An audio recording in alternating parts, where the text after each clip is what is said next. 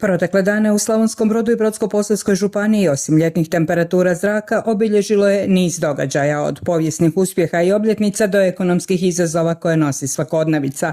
Najsvjetlija točka tjedna bez sumnje je povijesni pothvat članova planinarskog društva Dilj Gora. 10-člana ekspedicija popela se na 5895 metara visoki vrh na Kilimandžaru i na ponos svih članova društva, ali i Brođana, svima nam pokazali kako granice često postoje samo u našim glavama. A dok su naši planinari osvajali afričke vrhove, u nizini na Slavonskim poljima vlada nezadovoljstvo. Naime, dok Gradska uprava Slavonskog Broda hvale vrijednim projektom nudi 24 parcele za urbane vrtove, promovirajući održivi razvoj i ekološku proizvodnju, sindikat zaposlenih u poljoprivredi Slavonije i Baranje diže glas zbog otkupne cijene žitarica od 150 eura po toni, što je, poručili su, uvreda za trud hrvatskog seljaka. Poručuju kako je u vrijeme kada je sve ostalo poskupilo i do 300%, njihov rad ostao na nuli, zbog čega traže reagiranje države ili će, zaprijetili su, izaći na ulice. U tjednu iza nas u dijelu općina bilo je posebno svečano. Svoj dan obilježili su uz ostale i općine Klakar i Podcrkavlje. I dok se obje općine hvale demografskim mjerama i ostankom, ali i povratkom mladih, ukazali su i na probleme svakodnevice. Tako u Podcrkavlju 5 od 12 naselja još uvijek nema pristup vodovodnoj mreži, no čini se neće tako biti još dugo.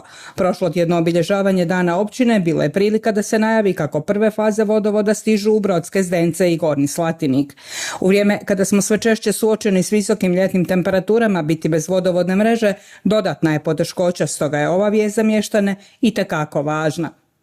Kraj tjedna protekao je u znaku sjećanja. Obilježavanje 35. obljetnice legendarne 108. brigade Zbora narodne garde u Podcrkavlju i Bukovlju podsjetilo nas je na dane kada se s malo oružja, ali s golemim entuzijazmom branila domovina, a duh zajedništva vodio do pobjede. Danas pak, sjećajući se tih slavnih, slavimo neke druge pobjede, a ovaj tjedni pregled završavamo uspješnom ekološkom akcijom u sklopu kampa na Poloju. 11 ronilačkih klubova, 4 države i 1 riječno korito. Ronioci koji ne dijele istu putovnicu, ali dijele istu rijeku koju su dobrosusjedski i zajedno čistili od onoga što su nesavjesni pojedinci bacili na njeno dno.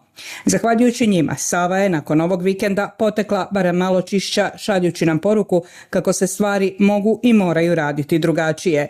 Kako je rijeka naše bogatstvo koje imamo obvezu čuvati da bi nastavila teći čista za generacije koje će i nakon nas uživati u njenoj ljepoti. A svoj doprinos tom cilju može i mora dati svatko od nas.